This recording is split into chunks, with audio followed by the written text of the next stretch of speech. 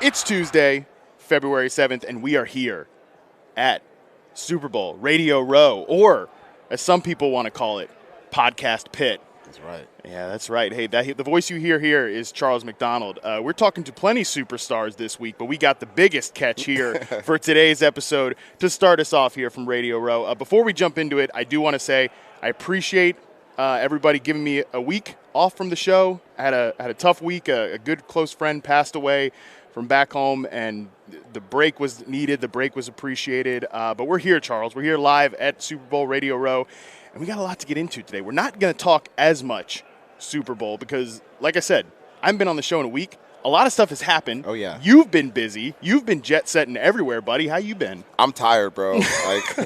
I'm blessed. I'm happy. I'm thankful that I'm here at the Super Bowl, but a week in Vegas is still a week in Vegas. Dude, I asked you yesterday, when is the last time you had a vegetable?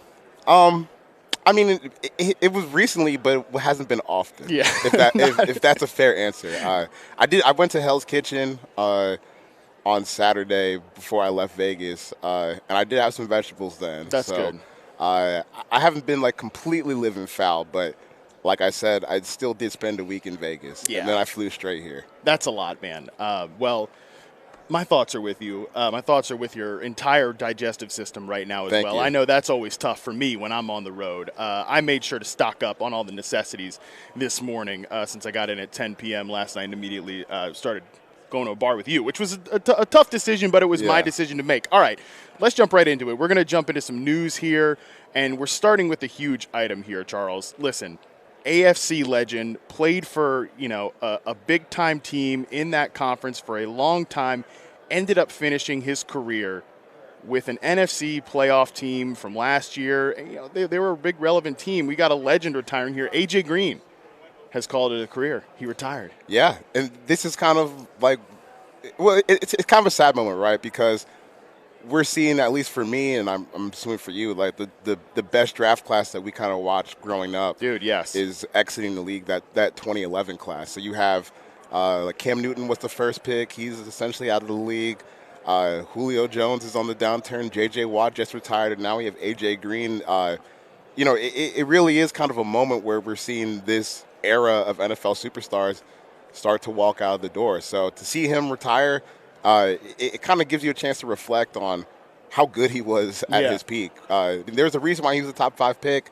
He's considered an elite receiver, a Pro Bowl receiver, a guy who at one point seemed to be on clear Hall of Fame trajectory before some injuries got him over the back half of his career. But, yeah, A.J. Green, definitely one of the greats of this era, calling it quits. Dude, I kind of feel like he's going to be underrated in like the history books a little bit because, he played, like you mentioned, Julio Jones kind of outshined him from that same draft class.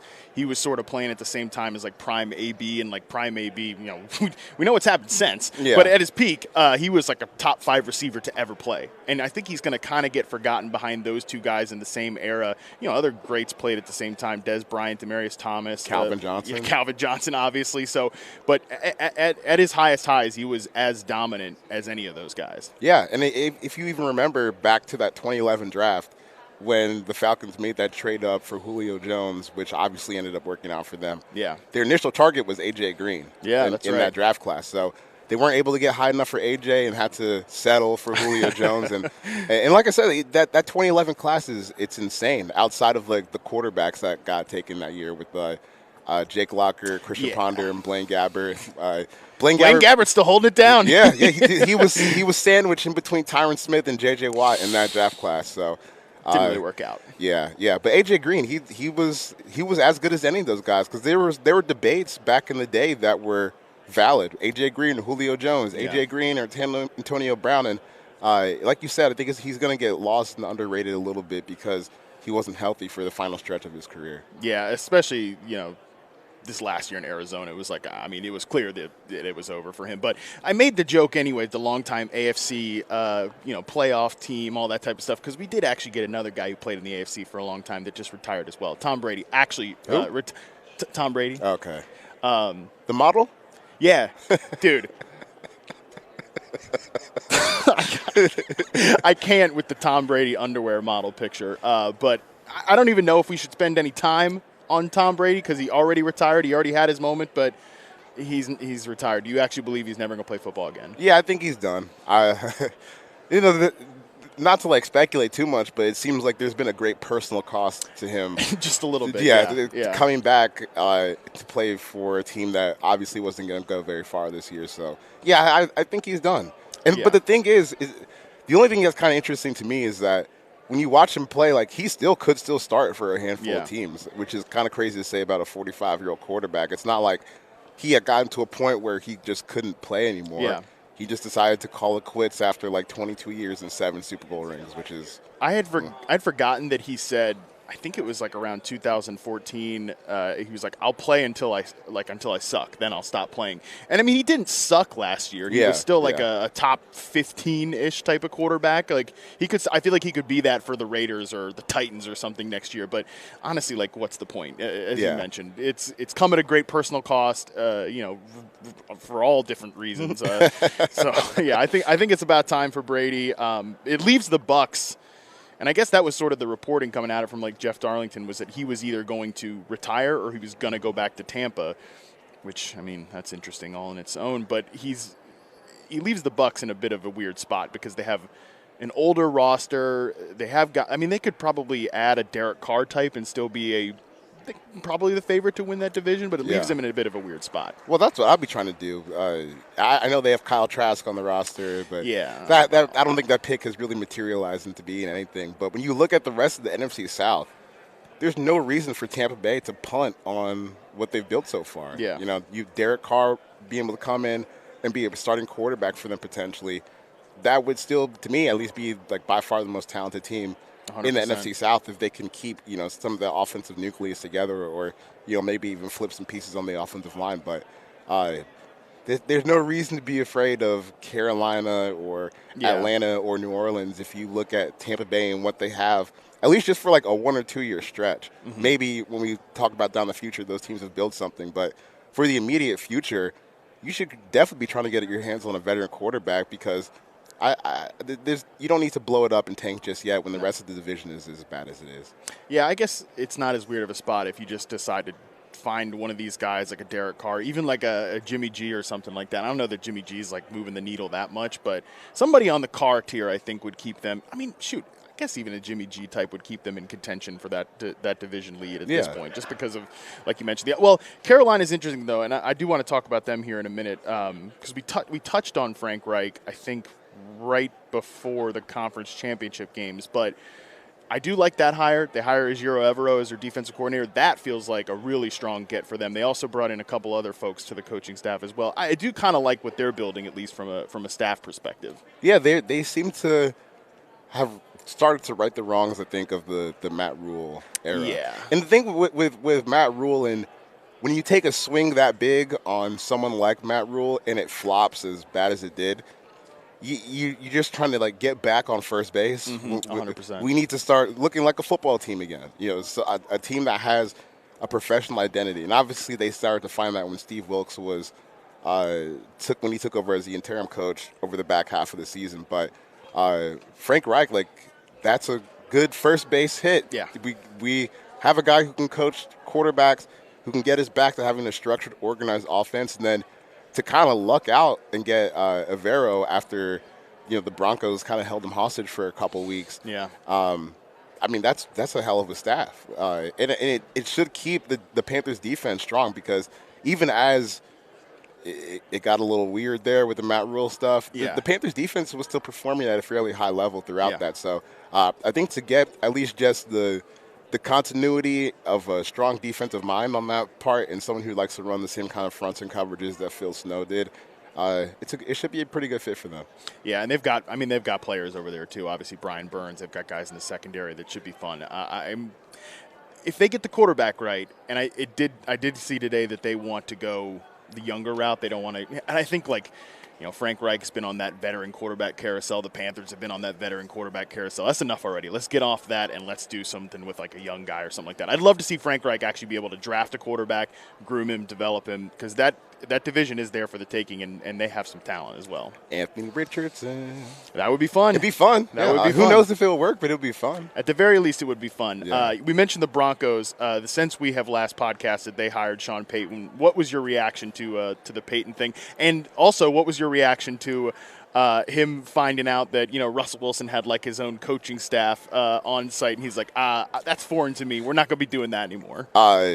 I know a lot about Sean Payton just as being a Falcons fan for most of my life. I mean, that guy. Sorry about that. I know. Yeah, it's not fun. But I have a lot of experience, like, reading about Sean Payton and stuff like that. So it just seemed like it was perfectly on brand for what he is about, which is he wants to be in control. 100%. And given his track record, why shouldn't he want to be in control? It's not like he's an unknown entity taking over this Broncos team. He's a Super Bowl winning coach that basically every single year he's been in the NFL has had a rock star offense in some capacity, or giving himself an edge on offense in some way, shape, or form. So I thought it was funny when the idea that Sean Payton would even consider having an outside quarterback coach.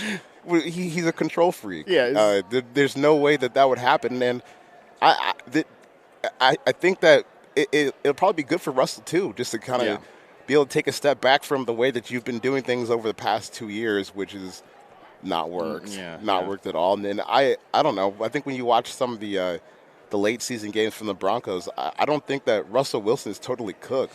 Yeah, I think that this is still kind of a salvageable situation, even if he never reaches the peaks that he had in Seattle again. So. It's going to be a different operation from Nate Hackett to Sean Payton. That's what I'll say. Hackett even said last offseason, like, it's all about Russ. Like, whatever Russ wants to do, that's what we're going to do. It's definitely going to swing the complete opposite direction. Like any suggestion that, Russ, like, well, I want to do this or no, we're going to do what Sean Payton wants to do. And I agree with you that Russ is never going to probably return to like top 5 quarterback form. But if he can get back to being like a top 15 level starter, it's a tough division. It's a tough conference. I don't know exactly where they'd go with that, but it's certainly like a sort of salvageable situation. And if it's not, if Russ is just totally cooked or he can't meld with Payton or whatever, then you have a great head coach who's built great offenses before, and you can just move on to the next chapter. Yeah, you still have the hurdle of having to play Patrick Mahomes, who is here, and Justin Herbert 4 times a year. So it's not going to be easy for the next 12 to 15 years over there in the AFC West, as long as those guys are healthy and playing at a high level. So you at least got to try. You know, you got to try. That's the thing. I remember last offseason when they make the Russell Wilson trade, they make all these big moves. It's like, well, what are they doing? Competing to be the 3rd best team in their division. It's like, well, then you got to do something. You can't just sit around and do nothing. Yeah, it's like, well, shoot, I guess we'll just hang out until Mahomes retires. Yeah. I'll be 40 when that happens. Like, I'm not. You can't sit around for that long. And talking about turning 40, talking about these guys from 2011 retiring, we're showing our age here, man. That is for sure. Yeah. Couple other coaching things. DeMeco Ryans hired by the Texans. That's a great move from them. It's another guy. Like, I remember playing, like Madden franchises with DeMeco Ryans, and now he's a head coach in the NFL. That definitely makes you feel old. Oh yeah, but I love this hire for the Texans because they in a way that is much more severe than the Panthers needed just a level of respectability.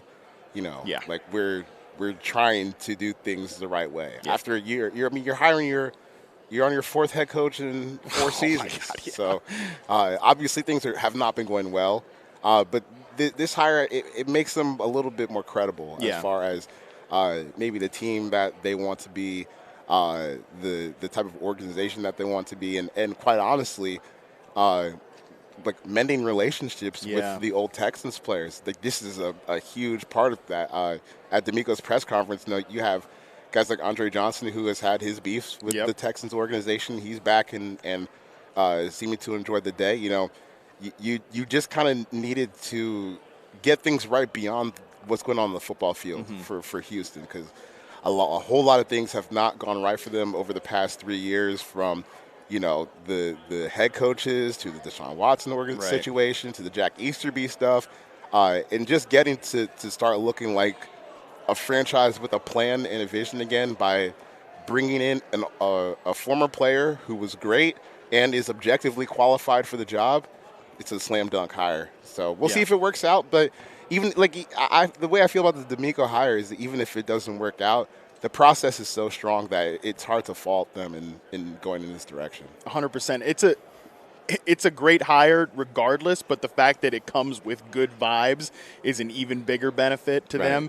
And for DeMeco, too, I think because it was, like 2 one-and-done coaches right before him, he gets the 6-year deal, that whole thing, that's a big win for him as well. So I'm definitely interested to see what he does with that roster, which is, to call it a blank slate would be generous. Yeah. This is like – the Texans are at the point where if you take over a Madden team that's like not quite there, you just blow it up. That's what you're looking at. It's bare to the bones, but they still got some building blocks like Derek Stingley, Laramie Tunsil, if he wants to re-sign. So we'll see what happens. Damian Pierce, running back, looked good last year. Another one, I keep holding out the candle lit for Nico Collins as a guy that might be a breakout receiver. I almost said Brandon Cooks, but Brandon Cooks. Yeah. there is no level of good vibes that can restore that thing, which I still don't understand why Brandon Cooks signed that contract extension. I get it.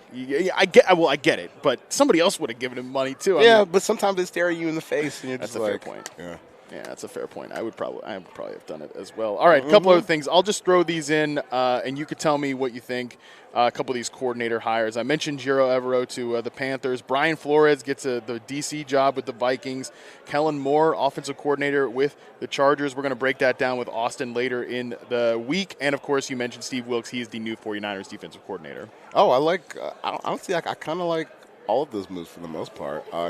Kellen Moore to the Chargers is probably the one I'm most excited about, just because, I never really thought that Kellen Moore was the problem in Dallas. Same. I kind of think where they faltered down the stretch was, one, they ran into a really good defense with the 49ers, which is sometimes those guys get paid a lot of money too. We just talked about DeMeco Ryans getting a head coaching job, and they had some personnel issues where they haven't like perfectly figured out like the new iteration of their offensive line. They have had some wide receiver issues with Michael Gallup being injured and not really being able to find like a super solid person to kind of compete with him across from CeeDee Lamb. So I always thought that he did a good enough job to be considered for head coaching stuff. And I guess they decided they needed a shakeup, and that shakeup to me is going to really benefit the Chargers and what they're trying to do here. So I think that's a big win for Justin Herbert to get someone who will let him throw down the field. And a guy that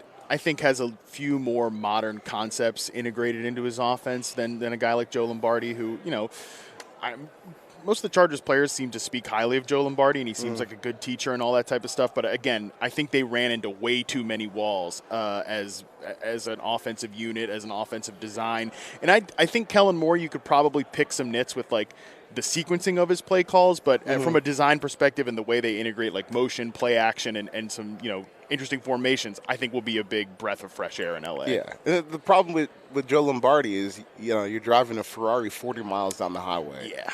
Come on. Let's hit the gas a little bit. Let's hit the gas a little bit. I think that Kellen will unleash that in a way that Joe didn't want to. And on the flip side, too, I'm not jazzed about, like, Mike McCarthy, the play caller in Dallas, but it's definitely hey, if I'm going down on my terms type of thing for Mike McCarthy. There's worse places to be than having Mike McCarthy as your play caller. Yeah, you could do worse. You could definitely do worse, that's for sure. All right. That's all the stuff you've missed. I'm just tossing these cards here. Now I'm no longer a professional broadcaster. All right, Charles, we mentioned you've been on the road. We're going to get a couple of your quick thoughts on the events you've been to lately. The Pro Bowl. It was fun. The new format. What do we think? It was fun. I was on the ground for the skills challenge where they were doing like the precision passing stuff, dodgeball. They had like a tournament where they were tossing water balloons at each other and trying not to drop them. It was fun. I mean, there were some mixed reviews from the players in terms of whether they thought it was stupid or whether they were having a good time. Some guys still wanted to play in the game, like Max Crosby. But a lot of the other guys were like, this is cool not having to put the pads on again after, 17, 18, 19 games of just getting beat down. So It was a lot of fun. I mean, just the atmosphere was really relaxed. We got to hang out with Ray Lewis and Peyton Manning for a little bit during the week. That's cool. That's a couple big name drops. Yeah, just a little bit, and just seeing the guys out and enjoying themselves. It was a fun week in Vegas for sure. And I'm kind of excited to see like how they tweak it moving forward because I thought the flag football game was a whole lot of fun. The move the chains, the thing where they were pulling the sleds after they dropped the weights off, it was fun. I thought they missed a little bit with the best catch. The best catch competition there during the flag football game, but for the most part, it was a lot of fun. I thought the changes were welcome because the guys were engaged, and that was the thing that we were looking for the most. Yeah, there's no perfect solution. I mean, there's definitely some guys that are going to want to play in a game. There's probably a lot more guys that are not going to want to play in a game. And, hey, I saw today that like 6.3 million people viewership in terms of the Pro Bowl. So that's really what matters, right? People are still watching this dumb thing no matter what it is. So that's good stuff. I want to ask you, what did you think about Derek Carr having fun in front of the Vegas crowd? He said the thing about like, oh, I've never been this hot in Vegas before. I guess that's why I'm looking for a new home, which like the internet had a lot of fun with it, that he was like taking shots at the Raiders. I was like, I feel like that's kind of like you're taking shots at yourself. Yeah, it was a little self-deprecating joke. Yeah, I mean, but that's human. He was feeling good about that after he got it off. Walking around with his chest out, all smug. But it was a good line. I thought it was funny, but. I mentioned to him. I was like, that was a good bar. He was like, "Yep, proud of that one." Do you think it was rehearsed or? I mean, it was a response to a question. I guess it couldn't have been rehearsed. Right, because how it was a response to a question. Like, how could he have known that he was going to hit the thing that many times in a row? So. He could have stared into the mirror and like practiced a few lines, right? Yeah, like, all right, well, if they say this, I can say that. This is my moment. He's got his brother out there doing all the media, type of thing for him. Mm-hmm. So I don't know. Maybe could have practiced a little bit. A little bit. I mean, that wouldn't be that surprising. Not at all. No, there's a reason I said it. Yeah. Any other takes from the Pro Bowl that you think for the future? Not really. Not that I can share on here. Okay, well, we'll talk off air then. The Shrine Bowl. Yeah. How was that? I didn't get into the game, actually, because Really? I didn't get in because it was overlapped. The Pro Bowl Skills Challenge was overlapping the start of the Shrine game, right? And I was at the Pro Bowl Skills Challenge up until the first quarter of the Shrine game. So by the time I got back to the Raiders Stadium for the game, the person who had the credentials had gone home, and they were just gone. Yikes! So, Eric Galco. Yeah. Yes. Yeah. So we've all been through the optimum scouting. Ranks. That's a whole nother podcast for a whole nother day. But I was sitting at the entrance, and he was like, "If you can get Eric Galco on the phone, like we'll let you in." So I was calling him over and over and over again, and literally by the time I got back to my hotel, he texted me back. He's like, "Oh, I just saw this." So I didn't go to the Shrine game. I don't even know what happened. So well, I guess in that now I'm really interested in doing a whole different podcast, which is the unedited Pro Bowl thoughts and the unedited optimum scouting recap. I think that'll be a good podcast that'll be for our premium subscribers. Yeah. That's why I have gravel voice this week, because I had a good time last week. I mean, buddy, you've been on the road for a long time, so I don't blame you for the gravel voice. We're going to sound progressively worse. I remember watching one of my Super Bowl videos from the Miami Super Bowl, the last time the Chiefs and 49ers, last time the Chiefs won. One of the mornings I was like, my God, they let me sound like that. They let me talk to Ryan Fitzpatrick sounding like that. Fighting phlegm the whole week. Tough scene. We're professionals, though. We're ready for this. Something like that. So, draft process in general, if we're not going to talk about the Shrine game, the Senior Bowl's in the books. The Shrine game is in the books. How does this draft class sort of start to stack up to you? Because I don't know a damn thing about almost any of the guys. Like, a few of the receivers' names, the guys I got to get to watch in here pretty soon. How does this draft sort of start to stack up to you? It's not that exciting to me. Yeah, I hate to say that, like this far out, but you have your guys at the top, like Jalen Carter and Will Anderson, who kind of seem like no-brainers that they'll figure it out and figure out how to be productive pros pretty quickly. But there's even as far as the quarterback debate goes, there's just a lot of questions with seemingly all these guys. The C.J. Stroud conundrum is kind of fascinating to me because he played his best game versus Georgia in the college football playoff. But when you go back and you watch the rest of his season, there aren't really a whole lot of performances where he looks anything like that. To me, Bryce Young is the best quarterback in the class, but no one knows really how tall he actually is. Yeah. He might be one of those guys that's like secretly like 5'9", like 190 or something like that.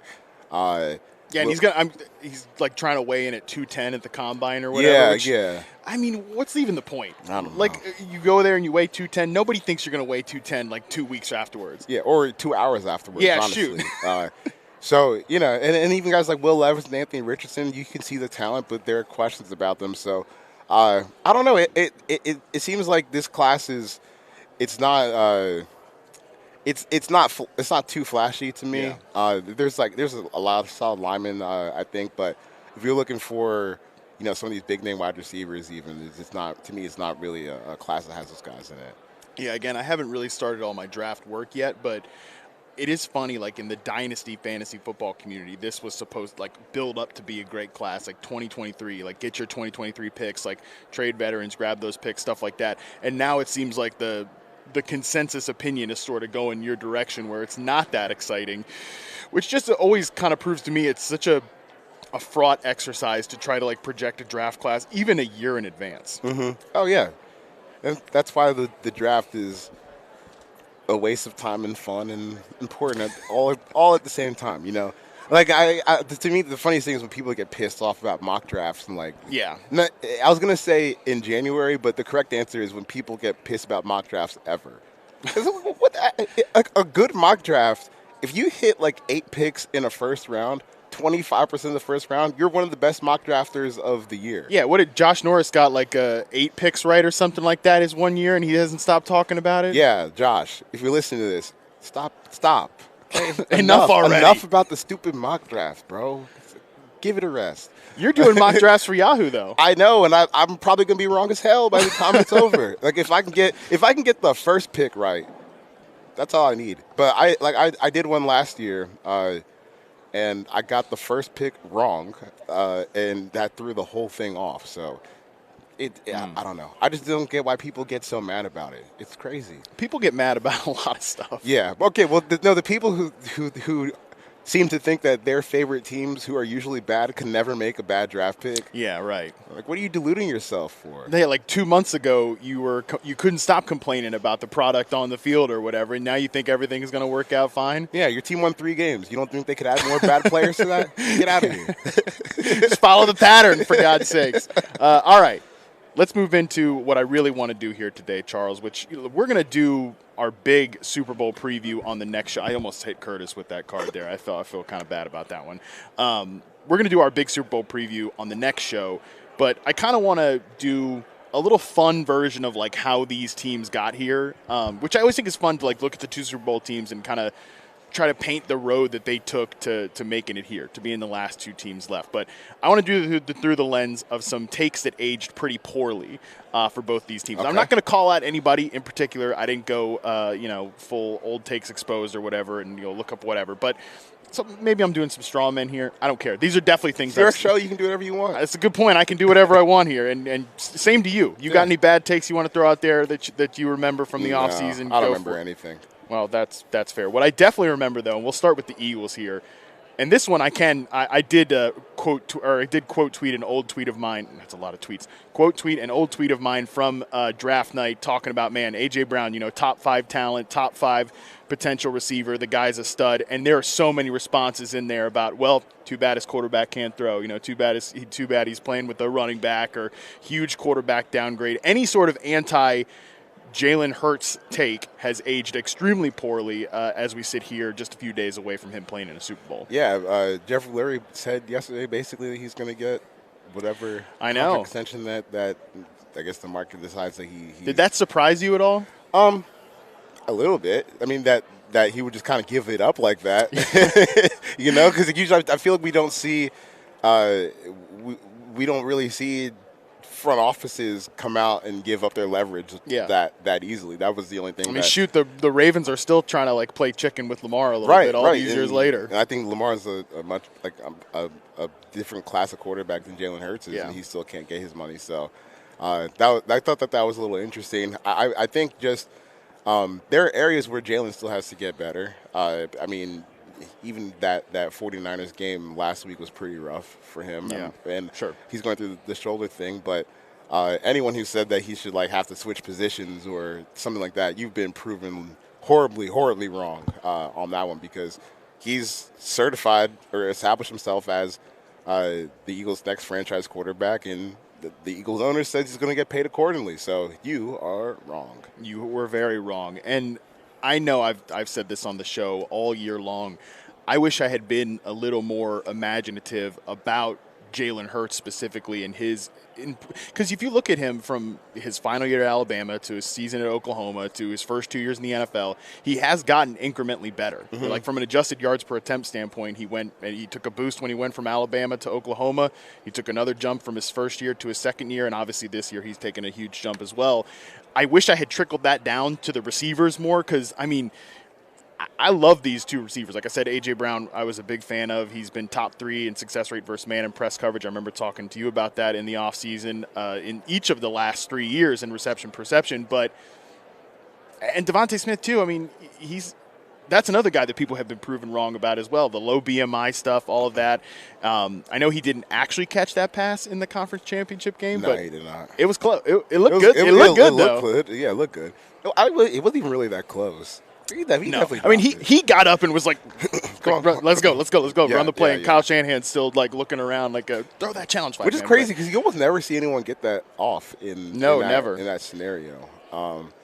So yeah, I mean, these guys they've figured out basically how to play with Jalen Hurts in a way that is almost flawless in terms of the strengths of all of their skill sets kind of meshing together, and that gives a lot of credit to Jalen, Devonta, AJ, the coaching staff, and like the Eagles' offense on a whole is just a machine, man. Yeah. Like the offensive line is so good that it allows them to do a whole lot of things, and they've acquired the skill talent to kind of make everything pop. So even like that's what kind of gives them a chance, even when you're looking at a quarterback that's as good as Patrick Mahomes on the other side. It's just the whole collection of talent for the Eagles it's special. It really is, and there's so many different ways they can attack you. And I again, we'll preview the game on the next show, but just thinking about like, hey, if they want to take away the run game, because they have a great run game, and I mean, I wouldn't say like Miles Sanders he definitely had a great season. He didn't score a touchdown, or what did he score, like 1 or 0 touchdowns last year? Yeah, I think it was in that ballpark. Yeah, it was either 1 or 0. I can't remember off the top of my head, but regardless, not a lot. And he had a really great season this year after telling us not to draft him in fantasy, which was terrible advice. You just definitely should have drafted Miles Sanders in fantasy.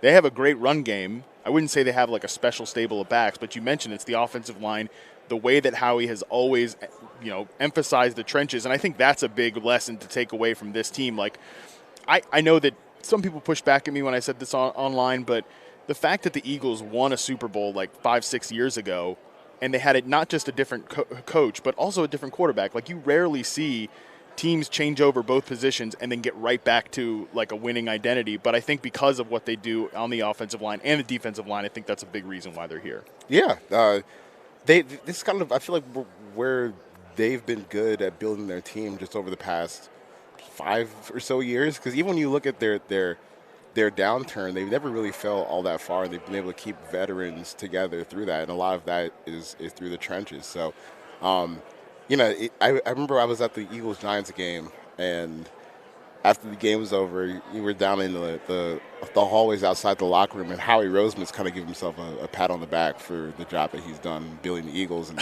it's he kind of deserves it. It's an incredible thing that they've built. And you even looking at their pass rushers, you've got like 4 guys with 10 or more sacks. That's insane. That's insane. I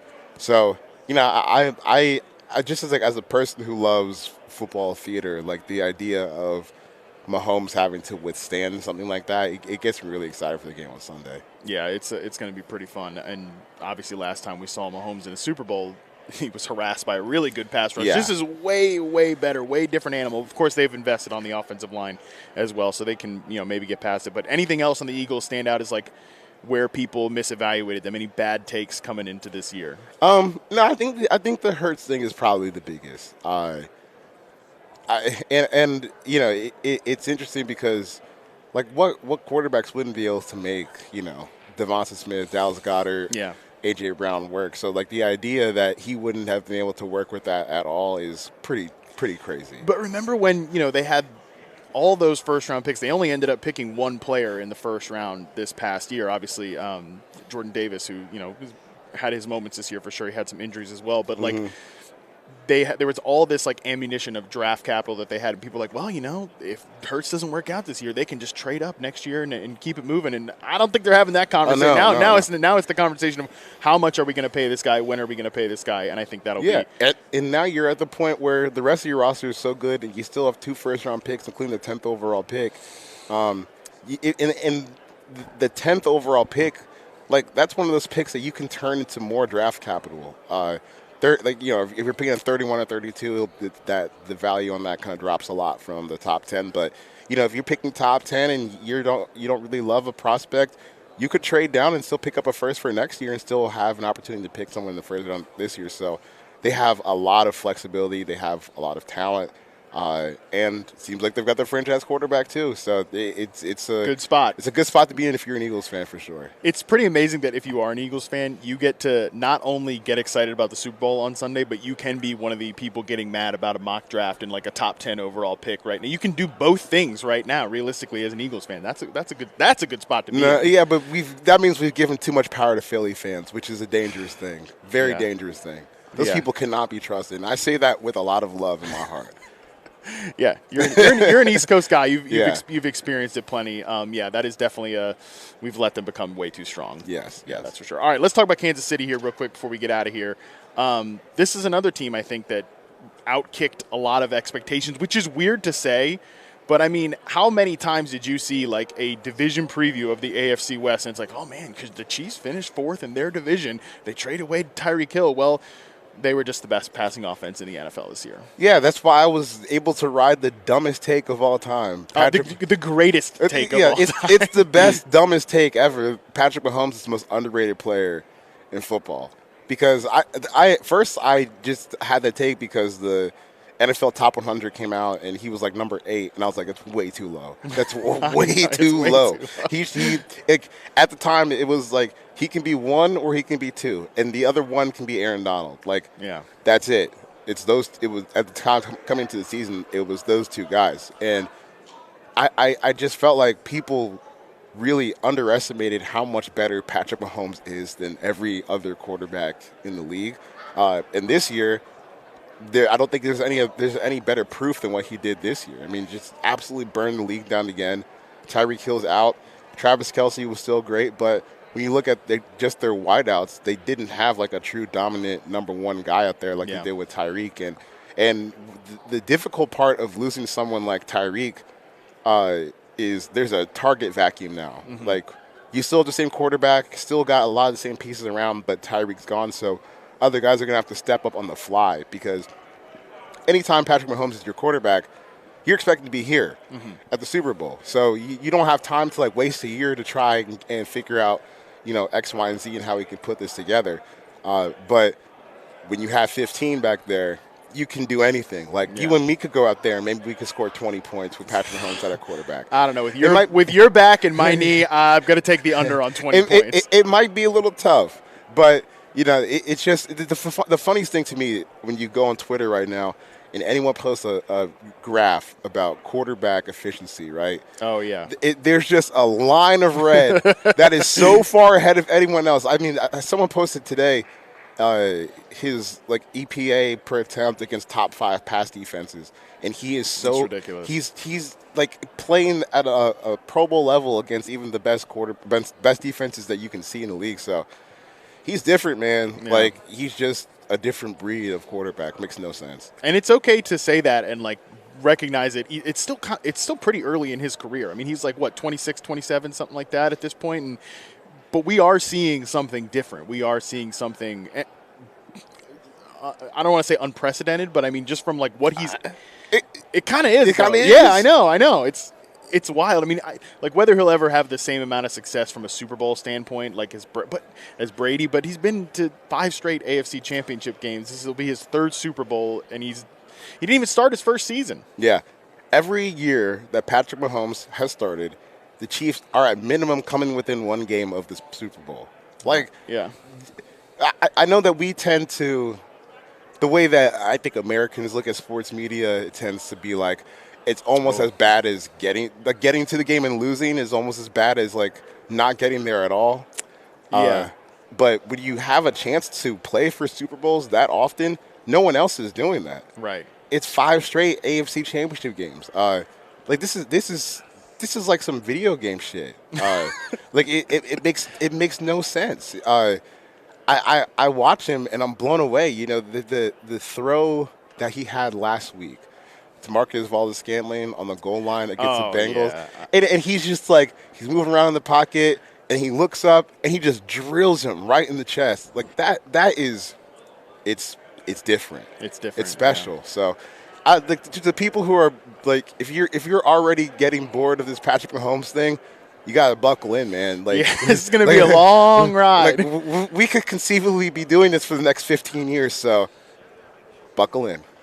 Shoot, if we're doing this for 15 years, I feel pretty good about it. Me too. Yeah, that'd be awesome. Yeah. And you mentioned MVS, like the collection of receivers around him, you know, obviously it's a huge deal to lose a guy like Tyreek Hill. Not only the production of the target vacuum that you mentioned, but just the way the teams defend the offense as a whole. Like nobody saw more man coverage early in the season than the Chiefs wide receivers, and it's like these guys ended up, you know, between MVS, Sky Moore, and Juju Smith-Schuster, like they had like 1,800 yards or whatever. But from an on-field impact perspective, it's clear like who's doing the elevating here, and that's what I think makes this season so special from him, and why he's going to win MVP, and why he could take home a 2nd Super Bowl here. Yeah, he's hit LeBron status. He should win MVP every single year until he retires, but he won't. No, obviously there will be fatigue, but like I said a million times now, he's different. A couple other things I think that were interesting about the Chiefs, like and just the way they were misevaluated. I mean, Isaiah Pacheco kind of emerging for them as like a power runner. I think really he's never been, from like a fantasy perspective, a lot of people listen to this show, you know, fantasy stuff like that.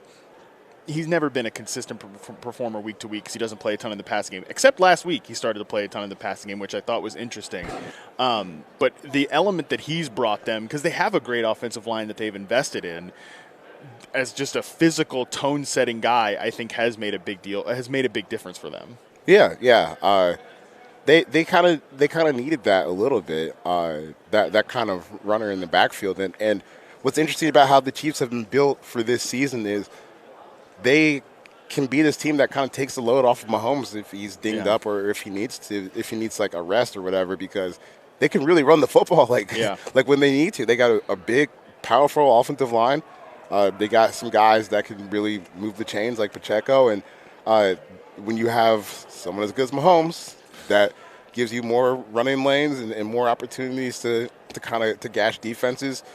It really is just like a machine where, you know, Mahomes is the inertia for how defenses are going to play the Chiefs' offense, but they have a lot of good players, especially in terms of how the run game is constructed, that can take the load off, which is kind of why they've been an impossible offense to defend all season. Yeah, and they're a beautiful example of like both things can be true. There are like that small handful of loud weirdos who are like sick of Mahomes or want to like be a Mahomes detractor or whatever. You know, they're like, well, Andy Reid, great coach. Travis Kelce, I mean, he's the reason the offense is that good. And it's like, those things can all be true, and also everything that we're saying about 15 can still be true, that he is different, that he is like an unprecedented talent, which, yeah, again, it's like 20 weirdos on Twitter probably that feel this way, but you got to call those 20 weirdos out. Yeah. You should feel screw them. You should feel bad. You are bad, and you should feel bad. Exactly. Last thing, just on the Chiefs, their defense, I think, was underrated for different parts of this year. But this feels like the Spags story every single year. Steve Spagnuolo, it's like, all right, he kind of feels things out in the regular season, then like he becomes a real game plan heavy coach. Not quite to the same degree as like Lou Anarumo with the Bengals, who is more consistent week to week, like coming up with these really creative game plans and different coverages and everything like that. But this is what Spags does every year. It's like their defense steps up in the playoffs, and I think getting over the Bengals thing last week was probably a big deal for that defense as well. Yeah, since midseason, they've been a fairly good defense. Chris Jones obviously is he's the anchor for everything. So good. And when he is locked in like he has been for the whole season, like that, it just different kind of. It just changes the game for you when you have someone who's that explosive and just dropping bombs on the offensive line like all over the place and making it difficult. So. It's a true game record. Yeah, it's a game record, which they kind of need when you're talking about a secondary that has so many young guys. It's crazy how many like rookies and the lack of money that they're spending on the secondary, but which is an interesting point as well. Like there's been a big debate, the last like 5 years among football dorks, like what's more important, pass rush or coverage, and the Chiefs are definitely from a resource perspective, a money allocation standpoint, they're certainly leaning more into the pass rush than the coverage part of it. Oh, yeah. I mean, Chris Jones, he's got a huge contract. George Karlaftis was the first-round pick. They've traded for Frank Clark. So, they've added Carlos Dunlap. Dunlap, right. So that's something that they definitely find important and are trying to put resources into. But I don't want to sound like a hater when I say this, but like they've kind of gotten a little bit lucky with how – these guys have hit because, you're talking about day 3 guys at cornerback in the NFL having huge moments in the AFC Championship game. Like, that's there's unusual. Some luck, yeah. There's some luck involved in that, and I don't think that's a bad thing. That they were confident in the players they took, and it's just working out for them. I was talking to Trent McDuffie today about like that exact same thing at the media availability they had at the team hotel, and he was just saying that they were kind of able to just learn together, and you learn on the fly and play and practice against guys like Patrick Mahomes and Travis Kelce makes things a whole lot better for you. Trent was saying that when he got to training camp, Travis was running routes that he hadn't seen, and Mahomes was throwing with his eyes closed. That's a baptism by fire right there. Yeah. So if you're getting cooked every day in training camp, I can imagine that coming in and playing the actual games is probably a little bit easier for you. So you get out there against Russell Wilson and Cortland Sutton, and you're like, all right, this isn't so bad. I can handle this. I can handle this. But yeah, it's crazy. Because usually when you think about what are the hardest positions to play in sports, like cornerback is among the most difficult, and not only just like the physical aspect of moving backwards and trying to defend routes and play the ball in the air, but also just the mental side of learning an NFL playbook, which it's a whole different beast than what you're going to see in college. So, I talked to Juan Thornhill today about that too. He said, in college you might have 7 or 8, things that you really lean on throughout the course of a whole season, but when you get to the NFL, you can install 7 or 8 things that you never touch until week 18 when you need a call on a specific 3rd and 7 on the 30-yard line, some shit like that. So it's a different beast, but the fact that they've been able to do it it's one of the stories of this Chiefs team. 100%. And when you have a guy like Chris Jones taking up the salary cap space that he does, and Mahomes too, like I think if Mahomes wins this Super Bowl and the Chiefs win this Super Bowl, like it'll be the first time that somebody that's taken up that percentage of the cap will, from a quarterback standpoint, will win a Super Bowl, which I almost kind of like hope the Chiefs win just so we can not have that talking point anymore. Yeah. Because I don't think it should be necessarily like, okay, you just got to get a rookie quarterback, a rookie contract, and if you can get a high-end starter on a rookie contract, like that's the solving the problem. There's got to be other ways to do it, but I guess the other way to do it is just have Patrick Mahomes, which only one team gets to do. Yeah, but you got to pay him. But you got to pay him. Yeah, and I think that's where we probably both fall down here. Is that like it's great when you can have the rookie contract advantage, but for God's sakes, like you got to pay the great players, and it's fine. As long as they perform, the contract's usually worth it. Yeah, and you can find ways to fill it in on the back end like the secondary that we're talking about and just coaching these guys up and everything. But Charles McDonald, that's going to do it for us. All right, cool. Thanks for having me on. Yeah, hell of a show. Appreciate you, buddy. What else you got working on this week that people can check out? Too much. I'm on Chiefs duty for the week, so you can definitely check out what I'm reporting on. I'm on Yahoo this week. And got another podcast coming up shortly with Charles Robinson and Dan Webster. So. Oh, hey, before you get out of here, though, we do got to talk about your big career achievement You're reconnecting with Andy Reid on the mac and cheese yeah, recipe. last night. Yeah, I had a chance to talk to Andy at media night, and I asked him if he remembered. So 5 years ago, I got a mac and cheese recipe from Andy Reid at the airport, and I had a chance to ask him about it yesterday. And I asked him if he remembered the cheeses that he sent me that were in it, and he didn't, but he did remember me, and he said that I look good, and I look like I haven't been eating a whole lot of mac and cheese, which is true, because it makes my stomach upset now. So, that's becoming almost 30 for you, buddy. I'm 31, and let me tell you what, the hotel room is stocked with Pepto. We're bringing it back to stomach issues here as we're ending the show, but definitely, if you haven't checked it out already, go to 4Verts, Charles' Twitter, and check out the Andy Reid media night mac and cheese recap. I mean, that was really cool, man. Yeah, that was cool. What'd you say? Like, dreams come true. Yeah. Got to reconnect over the mac and cheese. Dreams come true. I mean, you guys are like this close to, maybe at least like having a burger together or something. Andy, come on, text me. You got my number.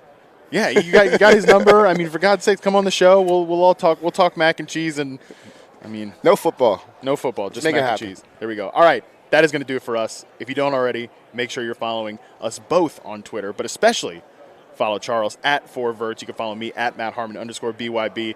We got a lot of stuff coming up this week. We're going to be talking with Austin Eckler. We got a bunch of fun guests. It's going to be a great week. So excited to do it all with you guys. Appreciate you. Until then, we're out.